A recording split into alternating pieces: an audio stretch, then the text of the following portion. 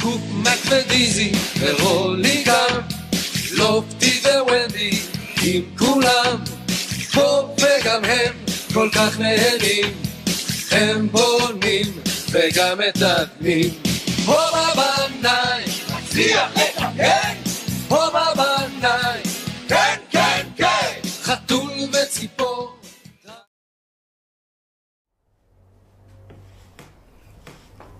Donc, la dernière fois, on a parlé de trois lignes du traité Shabbat, d'une discussion contradictoire entre trois maîtres du Talmud, de la première génération, pendant l'occupation romaine de la Judée, et donc Rabbi Yehuda faisant l'éloge de la civilisation romaine, Rabbi Yossé lui garde le silence, et Rabbi Shimon condamne la civilisation romaine ou la maudit. L'éloge de Rabbi Yehuda portant sur le fait que les Romains construisent des marchés, construisent des thermes, construisent des ponts, et la malédiction, la condamnation de Rabbi Shimon étant que ces marchés abritent la prostitution, les thermes abritent, sont créés pour le plaisir des Romains, et les ponts ont une fonction de péage et une fonction de contrôle. Alors, la lecture que j'ai proposée la dernière fois, je voudrais cette fois-ci vous parler d'autres lectures qui sont faites de ce dialogue, de ce court passage, de ces trois lignes du Talmud, pour aborder finalement la question de ce qu'on peut appeler une mystification religieuse. Alors, notamment Abraham Heschel, dans Les Bâtisseurs du Temps, en 1957, propose une lecture dans le 9e chapitre de ces trois lignes du Talmud. Et donc, on va voir ensemble comment est-ce que lui lit ces trois lignes. Donc, ils sont suivis aussi d'un apologue concernant l'histoire de Rabbi Shimon, qui, condamné à mort par les Romains, va se retirer dans une caverne où il va avec son fils étudier, et c'est là que va s'élaborer la Kabbale. Alors je vous lis, en trois textes, on va voir ensemble comment est-ce que Abraham Heschel interprète cette opposition entre Rabbi Yehuda et Rabbi Shimon, et surtout comment est-ce qu'il interprète au fond la position qui est celle de Rabbi Shimon Bar Yochai, le fondateur de la Kabbale d'après la tradition. Donc selon lui, ce qui anime Rabbi Shimon Bar Yochai, ce n'est pas, comme les historiens l'affirment généralement, un simple ressentiment patriotique à l'égard de la puissance qui avait vaincu le peuple de Judée et qui le persécutait. L'ensemble de l'histoire montre bien que, dès le début, ce qui était en cause était non pas seulement la domination romaine, mais la civilisation romaine. Après 12 années passées dans la caverne, la portée du débat s'élargit encore. Le problème dépasse une civilisation particulière et englobe le principe même de toute civilisation, la valeur de l'existence terrestre. On voit qu'Abraham Heschel pose finalement deux interprétations divergentes. Une interprétation qui est celle des historiens, qui va lire dans la position de Rabbi Shimon, dans sa condamnation de Rome, un ressentiment patriotique, c'est-à-dire au fond ce qui va être la forme de résistance nationaliste à l'occupation romaine. Ça, c'est la lecture des historiens. Sa lecture à lui, qui se veut une lecture de l'intérieur de la tradition juive ou de l'intérieur de la Kabbale, l'enjeu n'est pas la domination romaine, dit-il, mais la civilisation romaine, et au-delà, la civilisation elle-même, et au-delà, la question de l'existence terrestre. Alors, qu'est-ce que la remise en cause de Rome et de cette existence-là, d'après qu'est-ce qui va définir Rome d'après Abraham Heschel? Texte suivant, un peu plus loin. Il était difficile de ne pas se laisser impressionner par les triomphes du grand empire et de contredire une personnalité aussi pondérée que Rabbi Yehuda quand il rendait hommage aux bienfaits que les Romains avaient apportés au peuple de Judée. Donc selon lui, Rabbi Yehuda rendrait hommage aux bienfaits que les Romains ont apportés. Et cependant, pour Rabbi Shimon, ces triomphantes réussites étaient scandaleuses, haïssables et abominables. Il n'éprouvait que répulsion pour l'esprit calculateur et utilitaire de la civilisation romaine. Il savait que tous ces édifices magnifiques, tous ces bâtiments publics n'étaient pas élevés pour le bien du peuple, mais pour servir les abominables desseins de Rome. La formule qui m'intéresse ici, outre qu'il paraît revenir à une lecture plus proche de celle que j'ai développée la dernière fois, la formule qui m'intéresse, c'est la manière dont il caractérise la civilisation romaine par la formule l'esprit calculateur et utilitaire de la civilisation romaine. Donc c'est ça qui serait le principe de toute civilisation et ce qui consacre la valeur de l'existence terrestre, c'est l'esprit calculateur et utilitaire. Et c'est ce contre quoi s'élèverait Rabbi Shimon. C'est ce qu'il condamnerait au titre d'existence terrestre, si je reprends la formule d'Abraham Eshel. Alors, qu'est-ce qu'il oppose, d'après Abraham Eshel, qu'est-ce que Rabbi Shimon oppose à cette existence terrestre, à cet esprit calculateur et utilitaire? Alors on va le voir dans un dernier texte, où là, Abraham Eshel pose vraiment l'essentiel de son interprétation, et au-delà aussi la thèse de l'ouvrage, les bâtisseurs du temps. Alors pour Rabbi Shimon, ce ne sont pas ceux qui troquent le temps pour l'espace qui conquièrent l'éternité, mais ceux qui savent emplir d'esprit leur temps. Pour lui, le grand problème était le temps et non point l'espace. Il s'agissait pour lui de transmuer le temps en éternité et non point de remplir l'espace de palais, de ponts et de routes. La solution du problème est dans l'étude et la prière et non point dans la géométrie et l'industrie. Alors, l'étude et la prière, ça fait référence clairement à ce qui se passe dans la caverne, puisque Rabbi Shimon et son fils dans la caverne, qu'est-ce qu'ils font? Ils prient et ils étudient.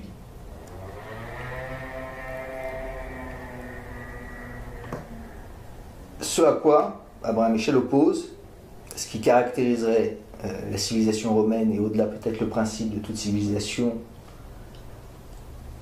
qui vise à bâtir non pas le temps mais l'espace, si je reprends sa métaphore, c'est la géométrie et l'industrie.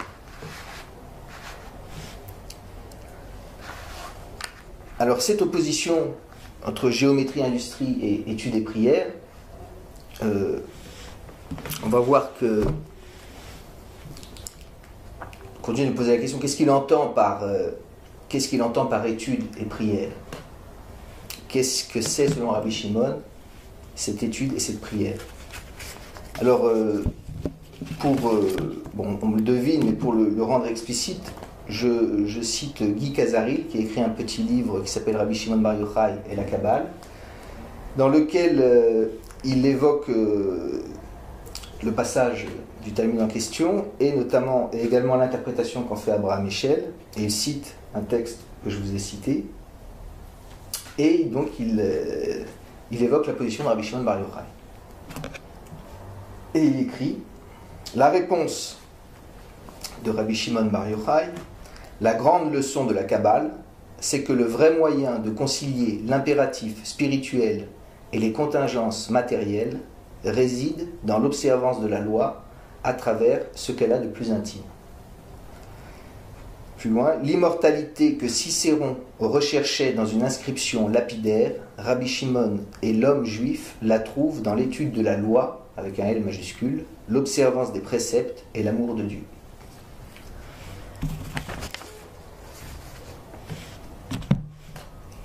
Donc on voit que d'après cette lecture, Rabbi Shimon avait une position qui est celle, au fond, d'une spiritualité religieuse, l'étude de la loi et l'observance.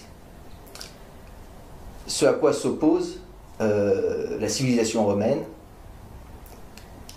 qu'il caractérise à la fois par l'esprit de calcul et l'esprit utilitaire, et également par la géométrie et l'industrie. Donc ça, c'est l'interprétation qu'on peut qualifier, disons, de religieuse. Alors, le problème, l'autre alternative étant celle des historiens qui, eux, font une lecture de la position de Rabbi Shimon, qui est celle d'une résistance nationale ou d'un nationalisme politique s'opposant à l'occupation romaine. Alors, ce qui m'importe, c'est de sortir de cette alternative et de montrer sur quel type de mystification elle repose. Alors, le premier point, c'est la question de la géométrie. Le fait d'opposer, de qualifier, d'introduire la notion de géométrie pour définir la civilisation romaine, elle me paraît symptomatique, parce que, d'une part, il n'est pas question immédiatement de géométrie dans les propos de Rabbi Shimon au sujet de Rome, ni dans ceux de Rabbi Yehuda, et surtout parce que l'association de la géométrie et de l'industrie montre bien à quel type de géométrie on se réfère. Parce que historiquement, ce qui va caractériser l'invention grecque des mathématiques, c'est justement une pratique de la géométrie qui est déconnectée de ses finalités strictement utilitaires. La pratique de la géométrie, elle existait dans les civilisations qui précèdent les Grecs, que ce soit en Inde, en Babylonie, en Égypte. D'après certains, elle remonterait même très en arrière dans le temps, à l'époque du néolithique. Enfin, quoi qu'il en soit, ce qui caractérise la géométrie au sens grec, ça va être une pratique de la géométrie réflexive et axée sur la question de la démonstration, qu'on va retrouver chez Spinoza, par exemple. Donc déjà, premier point sur la question de la géométrie, c'est que précisément, il va y avoir une discipline qu'on peut appeler la philosophie avec Platon, qui va s'élaborer sous condition de la naissance de cette géométrie grecque, et qui est tout à fait distincte de la géométrie au sens où l'entend Abraham Eshel lorsqu'il parle de cette civilisation romaine. C'est le premier point. Le deuxième point, évidemment, c'est que dans cette interprétation de Abraham Eshel suivie par Guy Casarit, ce qui est occulté, c'est que l'enjeu de la critique de Rabbi Shimon au sujet de Rome n'est pas la civilisation en tant que telle, n'est pas non plus la question de l'aménagement de l'espace, n'est pas non plus la question de l'esprit utilitaire en tant que tel. C'est la thèse que j'ai développée la dernière fois, elle est la question d'une civilisation dont le noyau est la domination de l'homme sur l'homme, l'asservissement d'autrui. C'est ça le noyau de la critique de Rabbi Shimon. Or ça, c'est ce que l'interprétation de Abraham Eshel ou bien occulte ou bien amenuise singulièrement. Alors, pour montrer comment opère cette occultation, ce que je vous propose, c'est de tout simplement comparer la question de la traduction des paroles de Rabbi Shimon.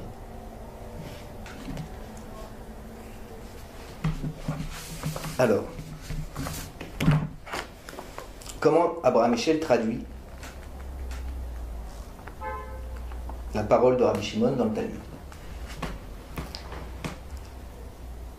Alors, au sujet de Rabbi Yehuda, il traduit ainsi. Rabbi Yehuda dit: Je trouve admirables les travaux de ces Romains. Ils ont tracé des routes, dégagé des voies et des places, bâti des ponts, construit des thermes. Bâti des ponts, construit des thermes, c'est traduction littérale. Le premier point est une modification, nous, le texte du Talmud, le texte hébreu dit clairement qu'ils ont tiknu shukim, ils ont construit des marchés, mais il y a un commentaire de Rashi qui indique que par marché, il faut entendre au fond une forme d'urbanisme où il y a la place du marché. Donc il y a une dimension urbanistique. Bon. On peut laisser de côté ce point-là, ce n'est pas essentiel immédiatement. Ce qui m'intéresse surtout, c'est la manière dont il va traduire Rabbi Shimon Bar Yochai. Alors voilà maintenant les paroles de Rabbi Shimon Bar Yochai, donc, qui objecte à Rabbi Yehuda d'après la traduction de Abraham Eshel. Tout ce qu'ils ont fait, ils l'ont fait pour eux-mêmes. Les rues et les places pour s'y prostituer, les ponts pour en percevoir les péages, les thermes pour y plonger leur corps dans la volupté. Alors il y a deux modifications très significatives dans sa traduction, deux interprétations au regard de la lettre, de liberté en quelque sorte qu'il prend. Les marchés ou alors les rues et les places, peu importe ici, pour s'y prostituer. Or le texte hébreu dit Léoshiv zonot.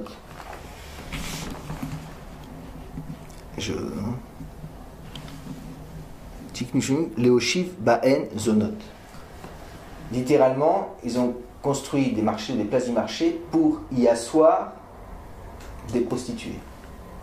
Donc ce n'est pas pour s'y prostituer.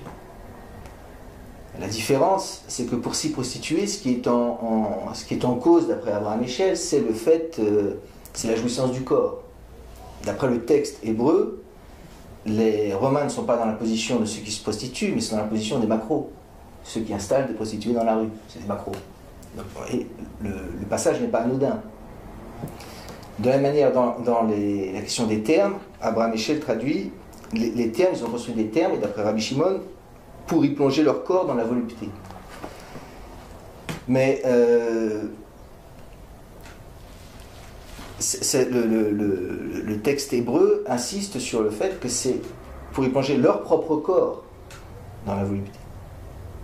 Et le problème, la critique que fait Rabbi Shimon au regard de ce qu'en dit Rabbi Yehuda, c'est pas le problème que les bains, ça soit pour la volupté du corps, parce que c'est évident que lorsque Rabbi Yehuda fait l'éloge de Rome parce qu'ils construisent des thermes, c'est l'éloge du raffinement de cette civilisation.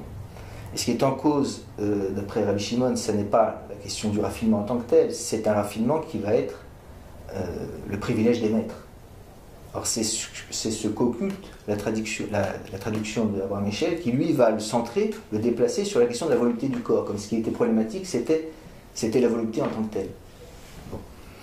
Et soit dit en passant, de même, une interprétation qui voit dans le péché originel la jouissance de la chair du fruit, elle repose sur une occultation de la lettre du texte biblique, puisque il est explicite que l'homme est placé dans le jardin d'Éden et qui lui est donné de manger de tous les fruits. Donc il n'y a aucune négativité dans le fait de jouir de la chair d'un fruit, ou aucune négativité dans la volupté en tant que telle. Donc ça, c'est ce déplacement dans la traduction d'Abraham Eshel qui indique déjà son orientation en quelque sorte spiritualisante, mais qui exige d'occulter la lettre du Talmud lui-même. De même, je prends maintenant la traduction de Guy Casarim, ce même passage. Alors comment il traduit les propos de Rabbi Shimon? Il dit « Tout ce qu'ils ont fait, ils l'ont fait pour eux-mêmes. Les rues pour les prostituées, les thermes pour leur corps, les ponts pour lever des péages. » Il est un peu plus proche de la lettre, les rues pour les prostituées, il oublie, il ne rapporte pas le fait que c'est pour y asseoir les prostituées. Donc là, c'est plus explicite que l'action des Romains, c'est d'instituer la prostitution dans ces lieux. Et deuxièmement, concernant les termes pour leur corps, ça reste en deçà de la lettre, puisque la signification de cette critique de Rabbi Shimon n'est pas immédiatement audible. Alors maintenant, venons-en à une traduction littérale fidèle à la lettre, et on va prendre cette fois tout simplement la Guémara, le Talmud de Babylone traduit par les membres du rabbinat français, donc traité Shabbat, c'est une édition qu'on ne trouve pas dans les librairies générales. Et ce qui est extraordinaire, c'est traduit par le rabbin Désiré Elbez. Et donc, évidemment, avec un nom comme ça, on ne peut que bien traduire. Bon. Et surtout quand il s'agit de Kabbale.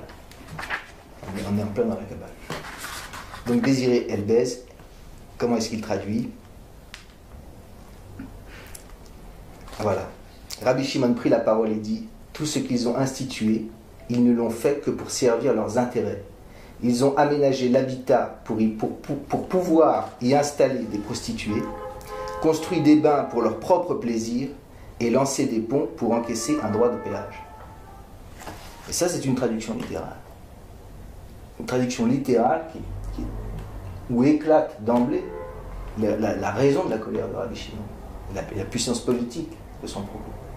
Puissance politique qui est rendue par la littéralité de la traduction du rabbinat et qui est occultée par la spiritualisation d'Abraham Michel et de Louis Casaré. Parce que finalement, c'est ça qui est intéressant dans l'orthodoxie, c'est la garde de la lettre, même dans son inconscience. Donc même si on peut penser que l'orthodoxie ne réfléchit pas à la portée politique de ces propos de Rabbi Shimon, au moins elle en a la garde par sa fidélité à la lettre. Et c'est d'autant plus flagrant ici que l'inconscient du signifiant il est écrit dans le nom du traducteur. Il était un nom kabbalistique. Alors, c'est plus ou moins clair jusque-là? Alors on va essayer de conclure.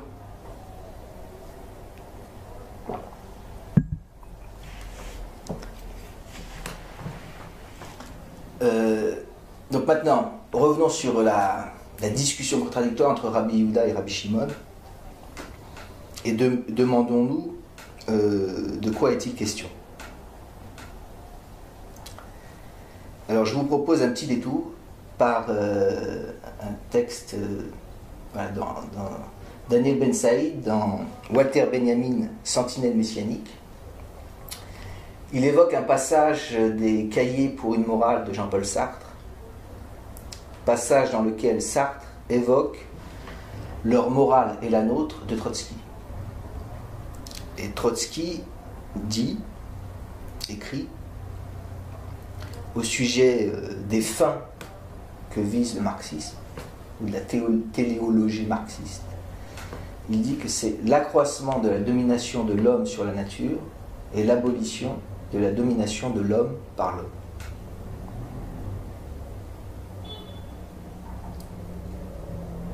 Alors, il me semble que, au fond, on pourrait proposer l'interprétation suivante. C'est que pour Rabbi Yehuda, il est possible de faire l'éloge de la civilisation romaine, de faire l'éloge ce qui, dans la civilisation romaine, relève de la domination de l'homme sur la nature. Domination de l'homme sur la nature qui apparaît aussi bien dans l'esprit industriel, la capacité technique, la pacification, le développement de l'économie, l'aménagement du territoire, etc. Qui est aussi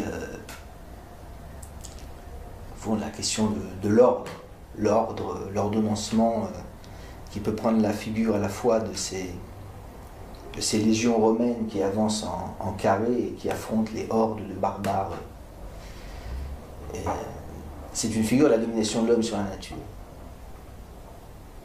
Ça m'évoque aussi le vers de Baudelaire, là tout n'est qu'ordre et beauté, luxe, calme et volupté. Donc on peut faire l'éloge de ça, et on doit faire l'éloge de ça, dit Rabbi Yehuda. Que lui objecte Rabbi Shimon?